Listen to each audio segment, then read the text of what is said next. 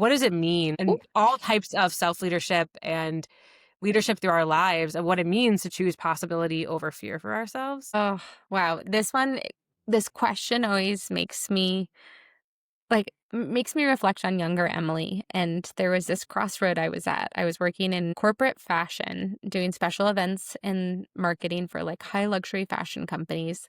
And I remember this day of looking at my CMO and being like, I don't want to be that. Like, I don't want to be this life. For whatever reason, her life sounds just the opposite of the life that I want to be living. And I had been building now second degree society. At the time, it was called City Society during my nighttime hours. And I felt like a superhero at night. I had this like full body seizure, the entrepreneurial seizure of like, okay, I guess I could go to business school and try to figure out who the hell I am and what I want to do with my life and spend $200,000 figuring it out. Or I could take that same 2-year window and see what I could build and give myself 2 years. Just give myself 2 years. And if it completely epically fails, just weave it into part of my story and go back to the corporate grind. And the 2 years changed my life. Life's too short for bad coffee or bad leadership. I'm Lindsay Yellin, executive leadership coach, coffee enthusiast, and former ad VP turned believer in leading from a place of possibility. On Unfiltered Leadership, we skip the buzzwords and dig into the messy, human, and powerful side of leadership with real conversations and practical takeaways. Now grab your mug. Let's dive in. What if the most powerful thing you could do for your career and your leadership was to focus on meaningful connection? This week, I am joined by Emily Merrill, founder and business coach at Second Degree Society, a female-focused networking organization offering curated connections, masterminds, and one-to-one coaching. She's also the co-founder of Ready, Set, Coach Community, where female coaches support one another. Truly incredible. Emily has built her career on helping people unlock possibility through the connections they make, which is why she is the absolute most perfect person to have this conversation. Together, we dig into why connection is so much more than small talk and how the way you think about networking might need a complete reframe, which Emily offers that blew my mind and you won't want to miss it. You'll walk away with simple, powerful ways to spark curiosity, follow up with intention, and turn everyday moments into opportunities for growth. Let's dive in. Hey, Em, I am just completely honored to be sitting here, mugs in hand with you. Let me get my mug. Hold on. For those watching, I want to share a little bit about my background space. I am in my almost 4-year-old child's bedroom. My almost 5-month-old child is sleeping in my office / his room. So I have a dog in a bed next to me. I'm on the floor and I'm using his drum seat as a prop stand for the laptop and the microphone. Here's to winging it. And talk about being unfiltered, baby. I mean, Yeah, right? Well, you look cozy as can be, which is the whole hope of these conversations, is that we get to cozy up, mugs in hand, and just dig in together, whether you're in the floor of your kid's room or like in like a pristine office, it doesn't Lindsay, matter. he has a teepee, and I am contemplating crawling into it. I would 100% support that. And also, that is pretty awesome. It sounds Yeah. like a great room. So tell me, Emily, what is in your mug? I was like, what is in my mind? This is coffee that my husband made, but earlier today, my mom is very easily influenced by social media, which I appreciate, but she bought me the Rise coffee. Have you seen the Rise coffee? It's like an adaptogen coffee. Yeah. So I had that earlier in my mug. I What'd you think? think it tastes like dirt, Mm-hmm. like like Sounds about not right. tasty at all, but I'm kind of curious to like give it a little bit of time and see if I feel like the energies and whatnot. But I came home. I've been you'll appreciate this. I joined Lifetime Fitness and I get 2 hours of childcare there a day. And my husband had a whole thing of coffee made. And so I poured Yeah. myself a cup of coffee. I think it's the Hawaiian, it's a vanilla macadamia nut Hawaiian something or another. Like a flavored coffee gal. I Flavor feel cup. like Yeah. But I don't have any flavoring in it. Like I don't put black, but like flavoring black, and beans. I like my respect heart. that. I've been through those phases. Today, I'm drinking out of my signature cheetah mug because it felt appropriate for this conversation. And I am drinking cold brew that I picked up from Rebel. So I am someone who does cold in a mug. Some people like to do like in glasses, but everything's better in a mug to me. Yeah. So including cold drinks. And Rebel is a coffee shop that I work at, Okay. but for all those listening that might not, it is the cafe I barista at twice a week and frequent like all nearly every day because my local fam is there. And we make really, really good cold brew. We use this like Kyoto style maker, like slow drip that takes like 9 hours. And it's a really yummy coffee from Cat and Cloud out of Santa Cruz, which no one probably cares, but I do. And it's really delicious. It's very strong. So I have to do it like at very strategic points, but it felt very appropriate to pour something chilled and delicious for us to dig into our conversation today. I love it. I do like the idea of like something cold in a mug. So speaking of like cafes and coffee, to me, one of the best things to do over coffee or in like cozy cafes like Owl or Rebel it's like a places of connection, right? And that's why I love working at a cafe so much because I get to witness that every day and I get to help be a part of that, whether it's how I'm connecting to customers or helping fuel them and give them something delicious for and that's what I really want us to dig in today because to me, Emily, you are a master connector.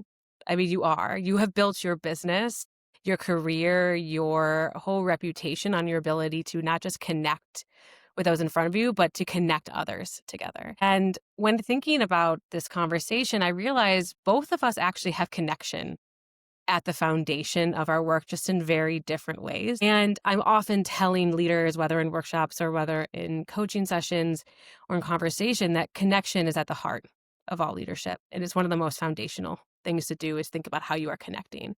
So I just want to start by like hearing from you, what does connection mean to you and how has that been the fuel for the business that you've built?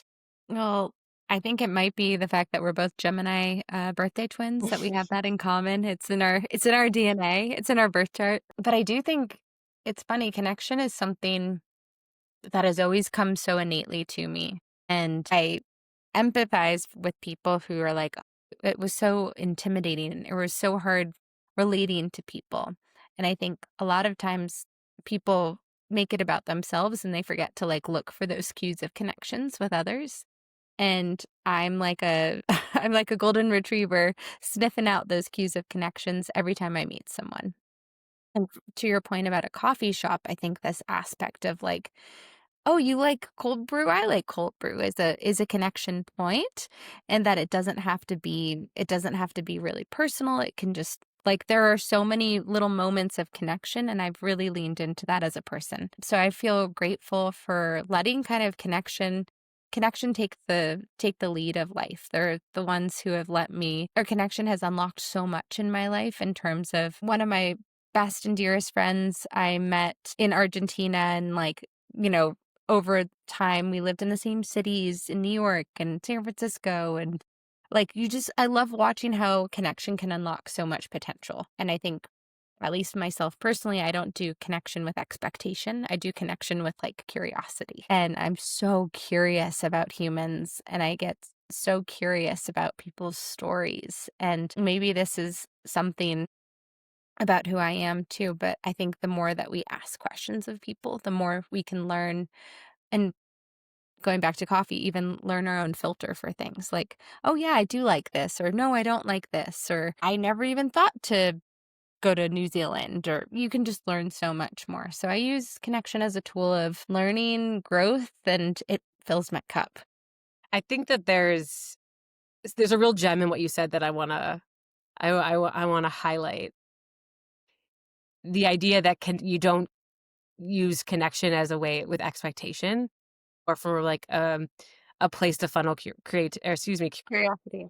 And I think that is so critical. And actually, I love seeing these synergies, and it doesn't surprise me whatsoever. But that is so. I teach a lot about connection, and curiosity is the first thing I bring up about Really? it because it's absolutely a requirement. And I think when people feel like they feel a stuckness in how to fuel meaningful connection with others, I always start from a place, I feel like I'm a broken record, start from a place of curiosity. And I think for others, it can sometimes be really difficult for people to like tap into that innate ability of curiosity, just like you said, for some people, it's hard to pick up on those like little gems, the little like nibbles of connection points. So, what are your tips, or how do you support your clients or your community by fueling curiosity? I think for hosting events, first and foremost, you know, when I started my company, I would be Googling things and then I would think to myself, well, couldn't Lindsay benefit from this or couldn't other people benefit from this? So I love bringing and introducing things that might be a little uncomfortable for people and Yeah. having conversations that don't feel like they would potentially be searching for on their own. Even the other day, we had a book club and we reread Let Them by Mel Robbins, which Interesting. Yeah. that was that was really helpful, was a great book. And this gal was like, "Oh, I've never read a self-help book before." And in my brain, I thought to myself, like, I hope this person now gives herself permission to continue exploring self-help, like Yeah. exploring not you don't have to be broken to do self-help. You can be curious to do self-help. You could be someone who just wants to learn more about themselves. And I just think that creating those moments where it's like acceptable and giving them the permission slip to do the thing that they might not have even considered doing in the past. Yeah. So maybe I'm a pusher. I think I am a pusher. I'm a pusher, Katie. I'm a pusher. But yeah, I've always liked pushing people out of their comfort zones. And I truly think that in pushing other people out of their comfort zones, it's it's also pushing me out of my own comfort zone. Hmm. And so I this is a terrible example to give a leadership podcast, but I'm going to share this example. When I was 18, I lived in Connecticut and New York City, and a friend was like, "We should go to a nightclub." And all the good girl in me was like, "No, we're 18. Like, I can't be underage. This is terrible. How would we get into the city? Where would we stay? How do we even get into a nightclub?" And then she got us in and we did it. And then it was like, "Oh, this was actually really fun and this was really easy to do. Let me bring some other people around." So then I brought some other friends around and like they had all of the objections and they had the same fears and then they got over it and we had a really good time. And I think you need that model, you need that leader, or you need that person who can show you that that overwhelm that you're thinking or that like can't do thing is doable, and then it gives you permission and confidence to then lead the next person. Yeah. And I think, first of all, I think that story is fantastic. Brings back Hilarious. some really vivid memories for myself. But I will say, I think you sharing that is no surprise because you are a model in every community event that you are curating and hosting in conversation or mastermind that you are leading. You do lead by example and you do Mhm. model what strong curiosity is and permission for curiosity, because I think a part of what makes your curiosity that fuels such meaningful connection is a lot of authenticity and lack of fear. Like, there's a lot of Mhm. courage and confidence in yourself, and I think that's really critical when you think about leadership in general, whether you're in a corporate role or in a business or as a coach, is that any moment can turn into a moment of connection. I feel Yeah. like we were kinda talking at first of, like, introductions or, like, certain things I know we wanna talk like, I really wanna dig into networking with you for this audience and because you're an expert in that field, but any moment can be a moment of meaningful connection, and I really try to emphasize that with people Mhm. because all it takes is presence and curiosity, and I think curiosity is a catalyst, and I what else do you think is a catalyst before I give all of my thoughts, but, like, what else do you think can help transform any moment into a moment of meaningful connection beyond I curiosity? think it's follow-up too. I think it's think about all the if you were to take your phone and pause for a second and scroll through all of the numbers that you have, like how many of them have you maintained? And I think of it a lot like a bank. You need to pour into it. You need to put money into the your bank account. The bank account is being other people, and then you can pull out from the bank account when you need something. And a perfect example of that is I have a mom bestie and I met her maybe 2 weeks before I gave birth, and we met each other because we were both super pregnant on the playground and was like, "Hey, it looks like you're having one soon, I'm having one soon, we should exchange numbers."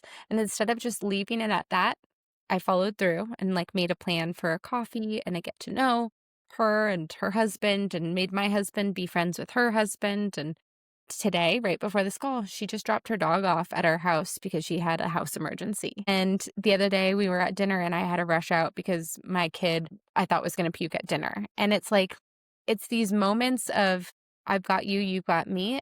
And I think so many people think that connection has to be business focused for it to be successful. And truly, some of my greatest business connections have started with friendship first and really, Yeah. really building that like, know, and trust and pouring into that person. And then that time comes, maybe they have a business idea and they think of me because I've had that like, know, and trust. And another example, and I'm, ripe with examples, but a gal that I used to work with back in fashion, we've always just stayed in touch. Like it's been over 10 years and still staying in touch. And she started her business and I gave her a bunch of ideas and I would have continued pouring into her for free. And one day she was like, I think I'm ready to hire you.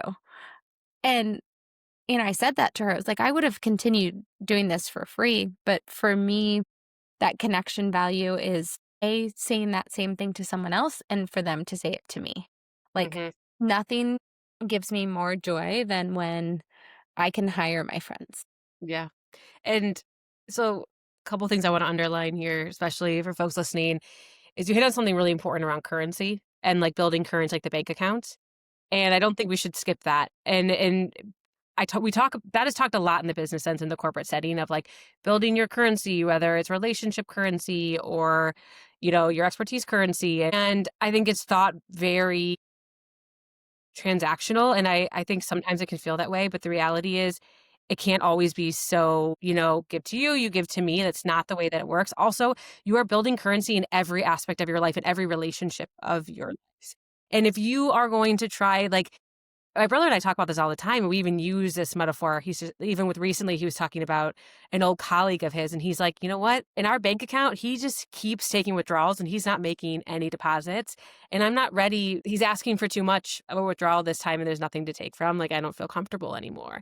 And I think that it's a very tangible way to think about the people that I care about, that I want to invest in. Are you actually investing in time and in presence and in care and consideration and in curiosity? And then making sure also, are those people investing back in a way that you receive and that you feel comfortable and good with? Or is the relationship feeling one-sided? I think that works in and out of the workplace Yeah. all the time. And making sure that if you are somebody that is asking a lot of people, how are you refilling that bank account back up? I so resonate with what your brother said and like good on him to have that boundary and I'm sure you get this too, Linz, this feeling because people see the word connector, or they see the word community builder. They know us for that, knowing everyone. And I'll have so many people just like straight up not interact with me for ages and then be like, hey, can you help find me a job? And I'm Mm. like, oh, you didn't even buy me a drink first. Like he was went straight for the jugular. It's and I oftentimes, like, will always help someone if there's a commonality. If they're like, "Hey, I see you're connected to Lindsay. I see she's has a role that I'm interested in. Would you be comfortable making that intro?" I've gone ahead and I've pre-written the email for you, and I'm like, "Absolutely, done and done." You made it so easy for me to say yes. So I think in connection, it's being cognizant of the person who is asking of others. Are you making it easy for that person to say yes? Or like I had someone the other day who was interested in a role and I knew the founder and I was like, I'll put in a good word for you. I'll text her. And before she even got a result from this woman, she sent me like a $10 Starbucks gift card as a thank you. And I was like, dude, I'm like vying for you now. Like and I don't want to say you buy my love, but there is that aspect of like, well, you really recognized my time and that went a lot far. That went I took that to heart. Yeah. And that is showing, I think that goes back to values and appreciation and like valuing people's time. And I think a big part of this, like, um, well, there's two things I want to touch on. First off, what you were talking about with your friend, that your new mom friend that you made, I think something else is this idea that you build connection in it's micro moments of meaningful connection that can create something really special. I think often it feels like it needs to be very like, okay, this kind of formal thing and like, okay, I really want to have like a really intentional connection. And then it's like, no, it's like, once again, how do you maximize the moments that you have? And I tell this to leaders all the time. You don't need to create more moments to build more connection. You need to maximize the moments you already have by through some of those things we spoke about earlier. So how are you filling the bank account with all those micro moments and making sure that it's feeling reciprocal in a way that honors your values and theirs?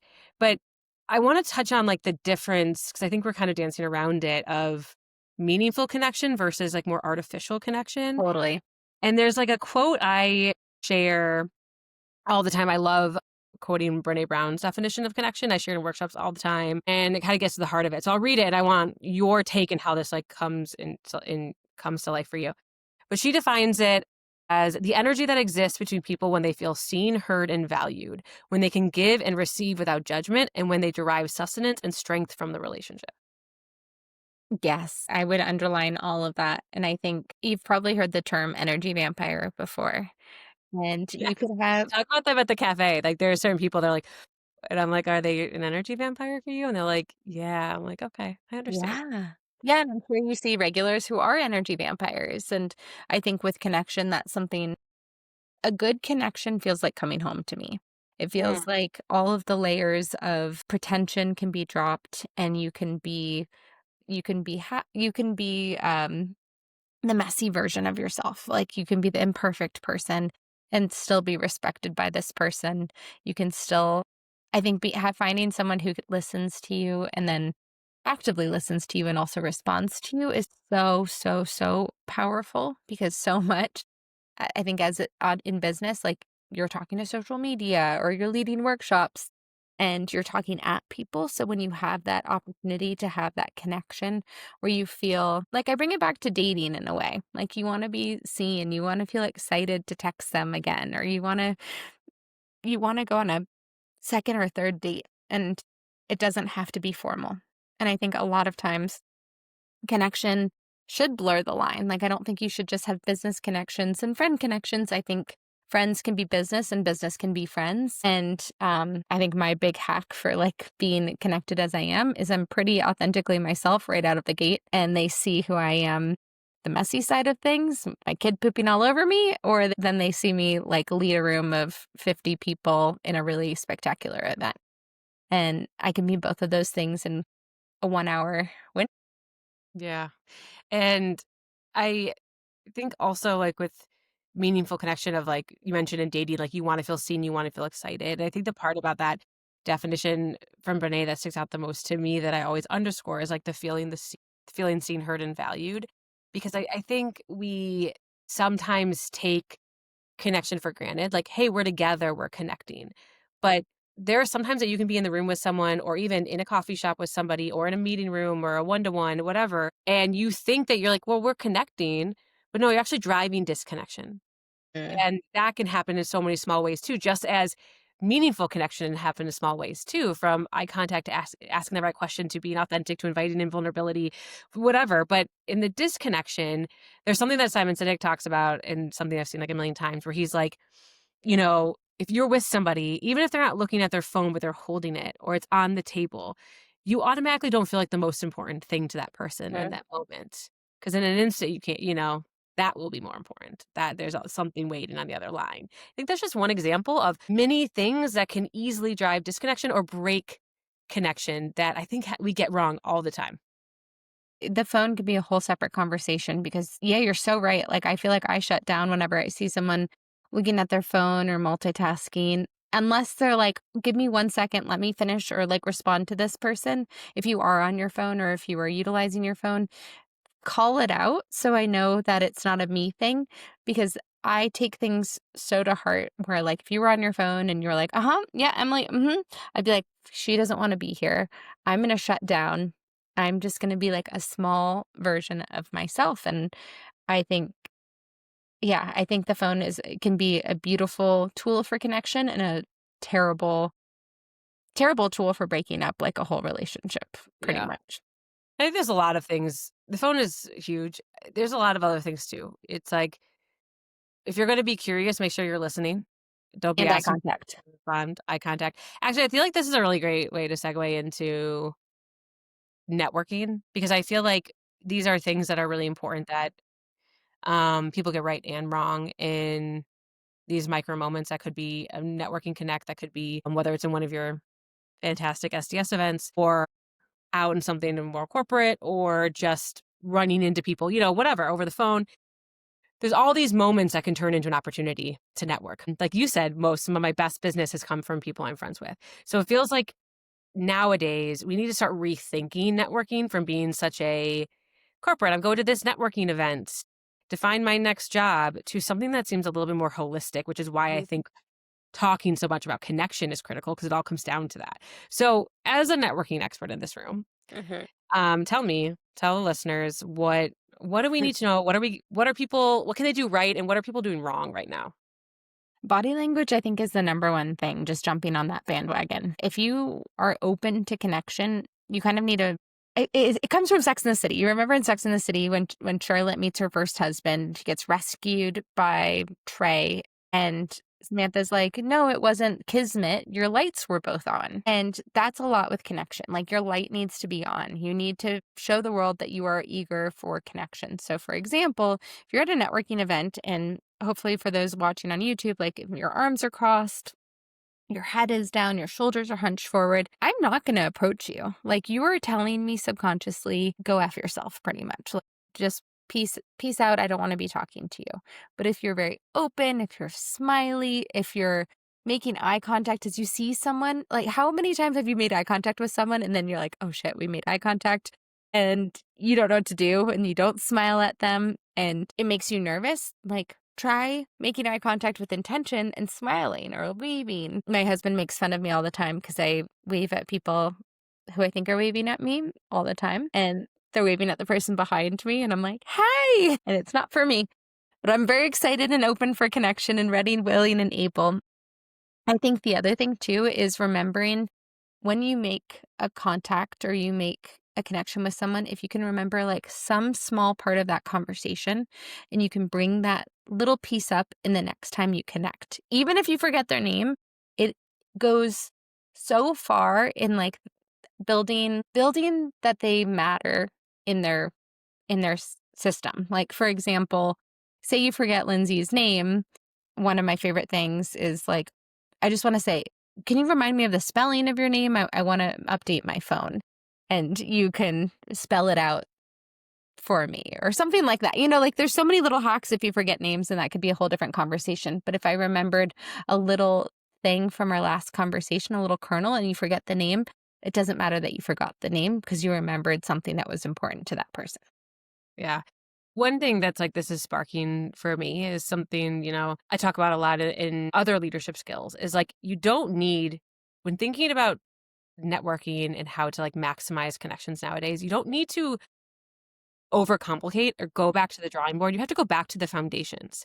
And that is exactly what you're saying. How are you showing up open to receive, open to connect? How are you making the person feel seen, heard, and valued? And ultimately, everybody wants to feel special. Yeah. We all just want to feel special. We all just want to feel important. And I think about that all the time. Like, what is one thing I can do in this conversation, the next conversation, or as a follow up to make the person feel just a little bit special? And I feel like if you approach any type of conversation, whether it's meant to be networking or not, with that intention and not expectation, like you so brilliantly said, it changes the whole interaction and also takes a lot of the pressure off that I think keeps people held back when it comes to networking or intimidated by it. Yes, I completely agree. And a great networking tool too to think about, and I'm sure you've stumbled upon this having a dog, is like using your dog and even talking, flattering the other person's dog. Like, your dog is so cute. Or oftentimes you remember the dog's name before you remember the owner's name. But the approachability of a tool like that, like a dog, is a great icebreaker for those that are feeling a little uncomfortable with the idea of like striking up a conversation with a stranger in a coffee shop. How can you work your way to that point and like leverage your animal as your icebreaker and find a commonality that you both have huskies and like you both belong to the same husky rescue or whatever the thing is that like unites you. I think oftentimes it's so much easier to make a connection when you are actively paying attention to cues. Yeah. Starting in a place where you feel comfortable versus trying to force something that isn't actually very natural for you. And I'm curious, and I don't know how many conversations that you have with folks in the corporate space around networking, but like right now, I'm getting a lot of people coming to me that are feeling like really stuck in networking. They're like, I know I need to be doing it. The job market's intimidating. I'm applying to like millions of jobs I don't hear back, or I'm feeling very stuck in my company and I need to start thinking about something else. I don't know where to begin. I know I need to be networking. I know I need to be networking. That's what I hear over and over. I need to ignite my network. I'm realizing they're feeling quite paralyzed and stuck on where to start. Mm-hmm. I What have do you thoughts. tell, like, what do you yeah, tell me, what what would you tell them if they were in front of you? Yeah. I actually had this conversation with a friend yesterday who wants to post more on LinkedIn. And she's like, well, how would I even get a LinkedIn audience? And I was like, oh, okay, let's start at the basics. First off, let's think about the common denominators of people you want to hang out with. So you want to hang out with, you want to go to other corporations, want to work at other companies. We're going to use the example of sales. Let's start with your college or high school network. Who do you know within that network that's you've never met before? It could be someone who graduated 20 years before you, but you have that common denominator of a university or a high school place that you grew up.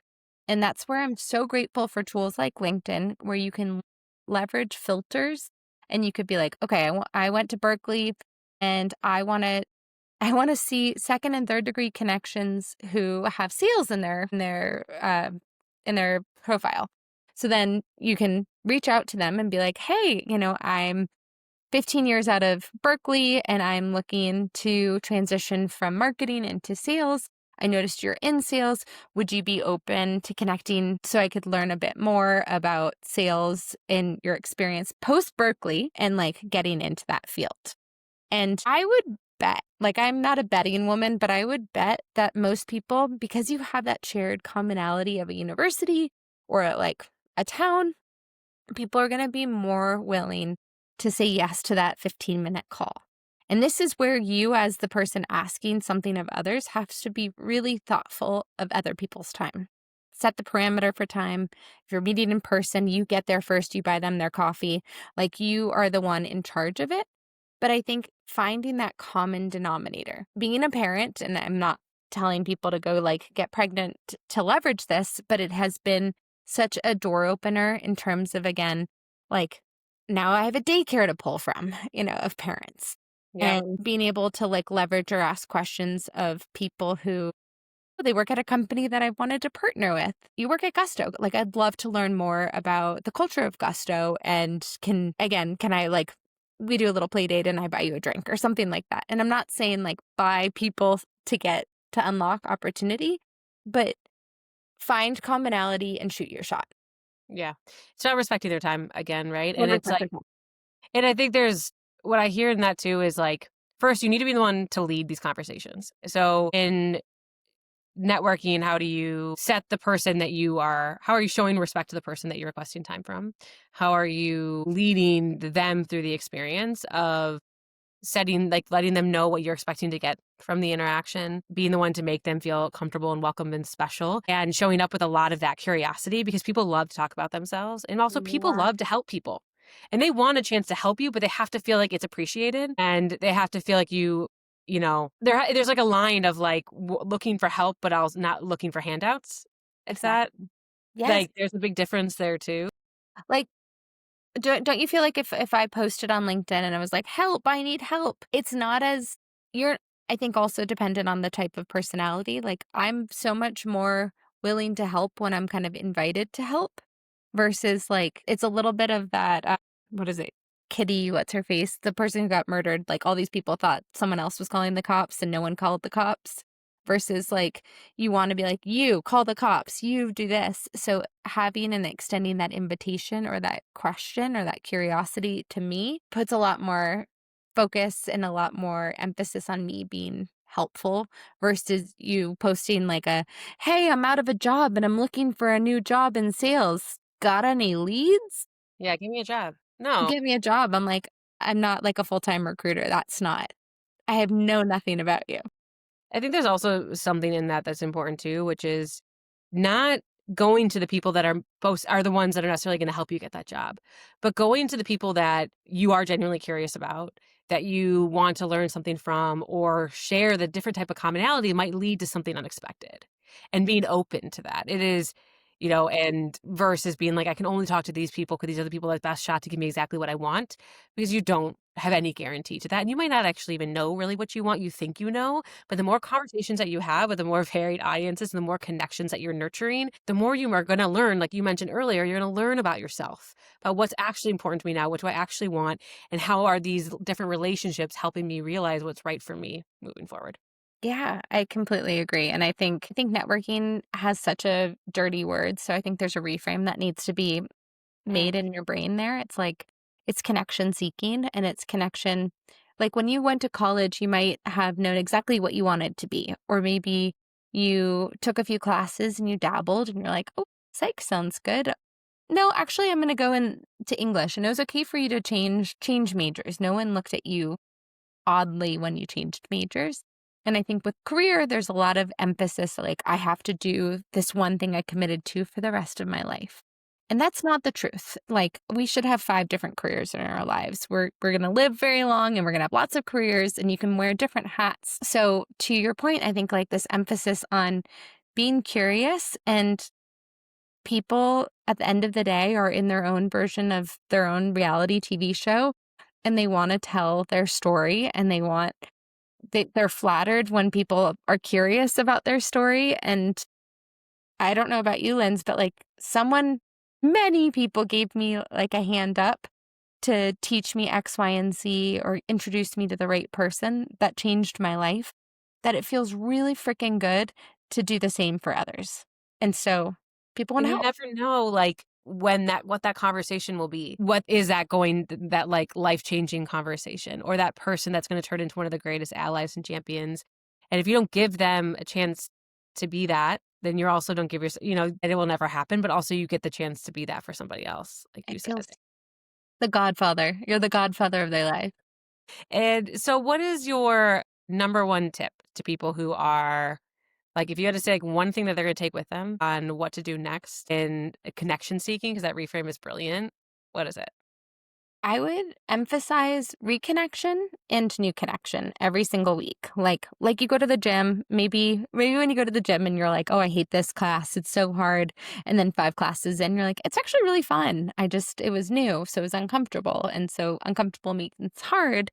So I love to challenge myself. And I'm a super extrovert. I'm a Gemini. I love meeting people. And even I feel uncomfortable being uncomfortable. So I try to do it once a week. I try to attend an event alone once a week. It could be virtual, it could be in person, or meet someone I don't know once a week. And then also reconnect with someone in my past once a week.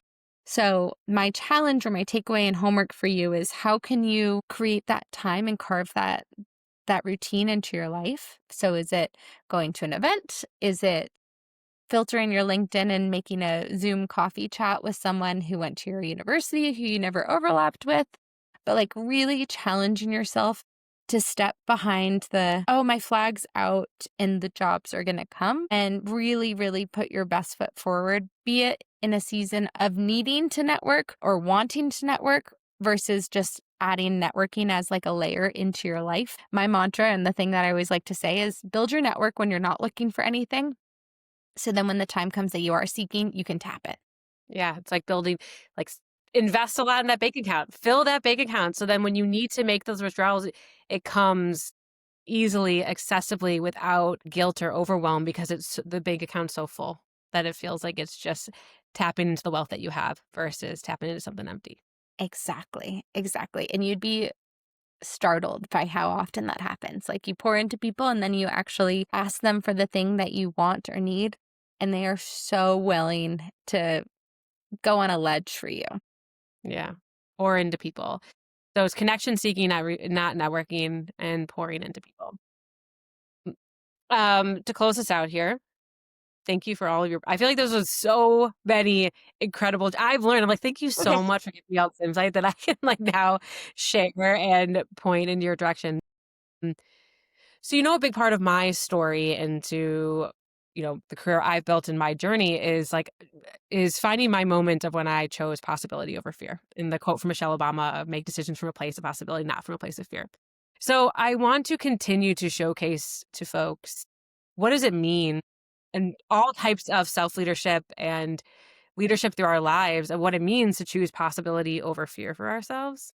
And I'm just like, you are somebody that lives in a world of possibility, which is why I think we have a lot of shared values, which is why Yeah. we connected so deeply so quickly around connection, around possibility. And can you share with us like a time in your life where you My felt like gosh. you chose possibility over making decisions and living life from a place of fear?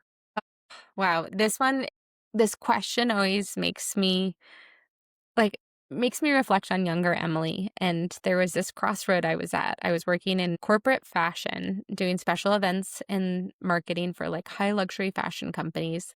And I remember this day of looking at my CMO and being like, I don't want to be that. Like, I don't want to be this life. For whatever reason, her life sounds just the opposite of the life that I want to be living. I don't want to be grinding. I don't want to be traveling 70% of my time. I don't want my kids to like be pulling at my sleeve and me being like, go play with the iPad in the corner. Like that just did not look like the future of my dreams. And I had been building now second degree society. At the time, it was called City Society during my nighttime hours. And I felt like a superhero at night, like seeing these connections I was making for people change the course of people's lives, like legit change their lives. I've had people who were in each other's weddings, like just lives were changed because of this room that was curated. And there was this moment when a friend of ours, who you actually know in Chicago, reached out and was like, oh, could you bring this to Chicago? And that was the permission slip I had where I was like, whoa, people need this beyond New York City. This isn't just a New York problem. And I had this like full body seizure, the entrepreneurial seizure of like, okay, I guess I could go to business school and try to figure out who the hell I am and what I want to do with my life and spend $200,000 figuring it out. Or I could take that same 2-year window and see what I could build and give myself 2 years. Just give myself 2 years. And if it completely epically fails, just weave it into part of my story and go back to the corporate grind. And the 2 years changed my life. Like I grew it to 10 markets across the country. I owned nothing. I had no dogs, no babies, no husband, no boyfriend. Like it was completely my decision. And I remember a friend sat me down and was like, you're really brave to do this. Like we've started our business, but we have husbands. So like there's a fail safe. And I was like, wow, no, this is a completely my decision to do. And yeah, it's been 10 years next year, like real 10 years of me having left. I started it in 2014. I left corporate. Like I started it officially 2016. Yeah. And I'm not gonna lie, like every once in a while I'll look at corporate jobs and I'm like, should I be like the senior director of events at Stripe, or like, should I do this? And then I start reading the description. It's like 2 weeks vacation, and we will have a culture of like 65% travel. And I was like, this just doesn't align with my values anymore. And so while it's not the easier road, I feel like I have a hatchet that I am like knocking down trees as I go. Sometimes I feel like it's an uphill battle.